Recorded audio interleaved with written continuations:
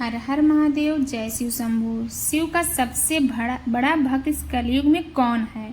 एक नगर में भगवान शिव का एक भव्य मंदिर था, जहां हर वर्ष दूर दूर से भक्तजन शिव जी के दर्शन के लिए आते रहते थे। श्रावण का महीना था। दूर दूर से कांवड़िए कांवड़ लेकर भगवान शिव को जलाभिषेक करने आए हुए थे। मंदिर का परिसर भक्तों की भीड़ से भरा हुआ था। तभी अचानक आकाश में बिजलियां हुई और सोने का एक थाल उतरा। उसी के साथ एक भविष्यवाणी हुई कि जो कोई भगवान शंकर का सच्चा भक्त और प्रेमी होगा, उसी को यह थाल मिलेगा। भविष्यवाणी हुई। भविष्यवाणी क्या हुई? मंदिर के परिसर में उपस्थित सभी लोग ने यह भविष्यवाणी सुनी। धीरे धीरे सभी इकट्ठे हो गए। जो लोग मंदिर की व्यवस्था देखते थे, उन्हें तो पूरा विश्वास था कि यह थाल हमें मिलेगा, इसलिए वह सबसे आगे जाकर खड़े हो गए। जैसे ही वो लोग आगे आके खड़े हुए, सबसे पहले एक पंडित जी आए और बोले, देखिए, मैं प्रतिदिन महादेव का अभिषेक करता हूँ, अतः मैं ही भोलेनाथ का सबसे निकटवर्ती प्रेमी और भक्त हूँ, इसलिए थाल मुझे मिलना चाहिए। इतना कहकर पंडित जी ने थाल उठाया।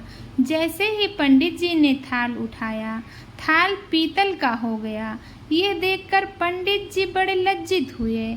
उन्होंने थाल यथास्थान पर रखा और वहाँ से निकल गए। जैसे पंडित जी वहाँ से निकल गए, इसी प्रकार वहाँ उपस्थित सभी पंडितों ने खुद को आजमाया, लेकिन शायद उनमें से कोई भी सच्चा भक्त नहीं था। उन्हें भी थाल यथास्थान पर रखकर चले जाना पड़ा। जैसे सारे पंडित चले गए, उसके बाद क्या होता है, उस नगर के राजा का आगमन हुआ। राजा साहब आगे आए और बोले, मैंने महादेव के मंदिर में बड़ी भारी दान दक्षिणा दी है, इसलिए ये थाल मुझे मिलना चाहिए। इतना कहकर राजा साहब आगे बढ़े और थाल उठाया। जैसे ही राजा ने थाल उठाया, थाल तांबे का हो गया। ये देखकर महाराज भी लज्जित हुए और थाल यथास्थान पर रखकर एक तरफ खड़े हो गए।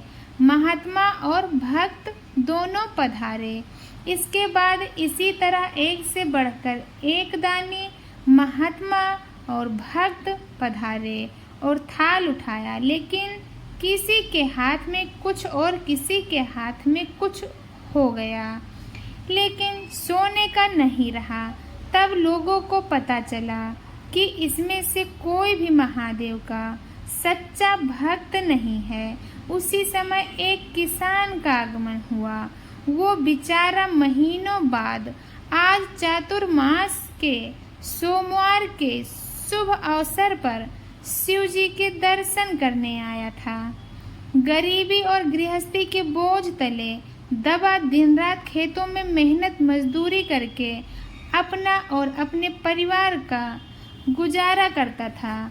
अभी रास्ते में आ ही रहा था कि कोई भिखारी मिल गया और कुछ खाने को मांगने लगा। इस किसान को दया आ गई। अपने खाने के लिए जो खाना लाया था, वो उसने उस भिखारी को दे दिया। थाल के बारे में इसने भी सुना था, लेकिन इसने उस ओर कोई ध्यान ही नहीं दिया। सीधा मंदिर में गया और महादेव का पूजन करके बाहर आ गया। परिक्रमा करके जाने को हुआ, तभी पीछे से एक व्यक्ति बोला, भाई, तुम भी थाल को उठाकर देख लो, हो सकता है तुम ही वो सच्चे भक्त हो जिसके लिए यह थाल आया है। किसान को लगा वो व्यक्ति उसका मजाक बना रहा है। किसान ने हंसते हुए कहा, भाई, मैं तो कभी कोई पूजा पाठ भी नहीं करता, महीनों ने एकाध बार मंदिर आ पाता हूँ।